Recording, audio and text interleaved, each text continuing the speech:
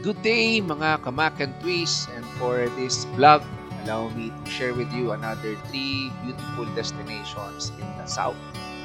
So before I go to that, 3 reasons why I love motorcycling or riding. So first is yung attention to detail, no? So pag nagmo-motor ka, hindi pwedeng distracted ka kasi dalawa lang ang gulong niyan. So you really have to be focused and live the moment. So mismong yung tinatahak mo nandun, lahat ng senses mo, lahat ng attention.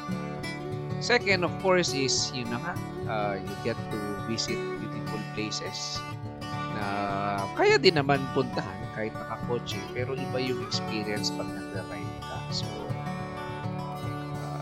napaka liberating, ika nga nila. And of course, last but not the least, you discover places with good friends. So, kasama na dyan yung kwentuhan, takuhan, and of course, yung camaraderie. So, ano nga ba ang mga lugar na pinuntahan namin for this particular ride?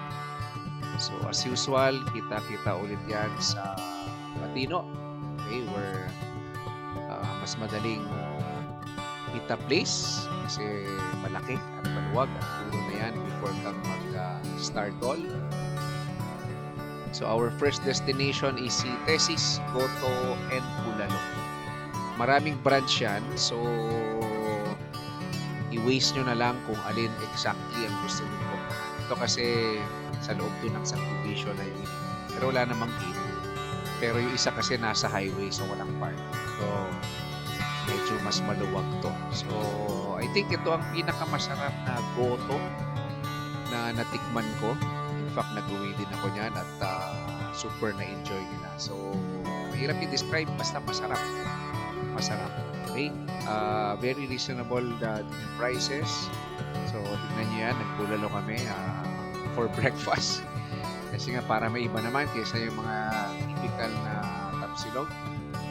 So, picture before we leave Tesis. Our next destination, ito na si Tay. All-time favorite. Okay, siguro hindi ko na mabilang kung ilang punta ko na dito. But ang pinunta namin dito ay halo-halo.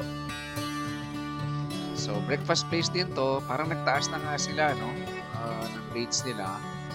Pero, in-enjoy lang talaga namin. Sinulit lang talaga namin. So, halo-halo kami dito. Pampalamig. So, after nung mainit na goto at dito naman. And then, ang last naming pinuntahan, actually, ang pupuntahan sana namin ay kapihan kung saan kami pwedeng magkape. So, for some reason, dito kami nauwi, no, sa log house. Yun lang, hindi ka pwede magkape dito. So, this is, I think, a hotel. So, pwede kayong dito, check-in. Yun lang, no, they cannot accommodate mga walk-in. Kasi parang wala yata silang dito. Wala silang space. So, either mag-check-in ka and mag-overnight ka.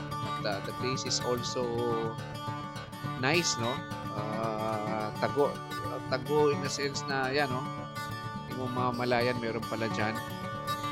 So, picture muna, nawaw mali. But, yeah, I think na-enjoy din namin yung accidental pagkaraan. So, that's all. Please like and share and subscribe. And, of course, always ride safe, mga kamak and twist.